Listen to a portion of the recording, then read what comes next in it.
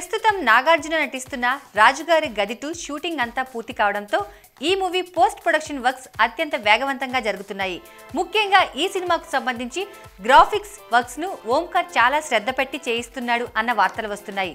అయితే ఇక్కడే ఓంకార్ కు నాగార్జునకు సంబంధించి ఒక అనుకోని సమస్య ఏర్పడింది అని వార్తలు వస్తున్నాయి. ఈ సినిమాకు సంబంధించి జరుగుతున్న గ్రాఫిక్ వర్క్స్ క్వాలిటీ నాగార్జునకు ఏమాత్రం నచ్చకపోవడంతో ఆ గ్రాఫిక్ వర్క్స్ ను తిరిగి మంచి క్వాలిటీ వచ్చే విధంగా చేయించమని సలహాలతో కూడిన ఒత్తిడి చేస్తున్నాడు అని గాసిప్పులు హడావిడి చేస్తున్నాయి.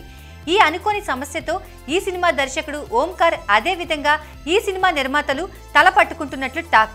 అయితే గతంలో కూడా నాగార్జున తాను నటించిన డమరుకం సినిమా విషయంలో అదే విధంగా అఖిల్ తొలి సినిమా అఖిల్ విషయంలో కూడా ఆ సినిమాలకు సంబంధించి గ్రాఫిక్స్ విషయంలో ఆ సినిమాల దర్శకులపై ఒత్తిడి పెంచడం వల్ల ఆ సినిమాల విడుదల ఆలస్యం కావడమే కాకుండా ఆ సినిమాల బడ్జెట్ కూడా బాగా పెరిగిపోయిన నేపథ్యానికి సంబంధించిన వార్తలు ఉన్నాయి.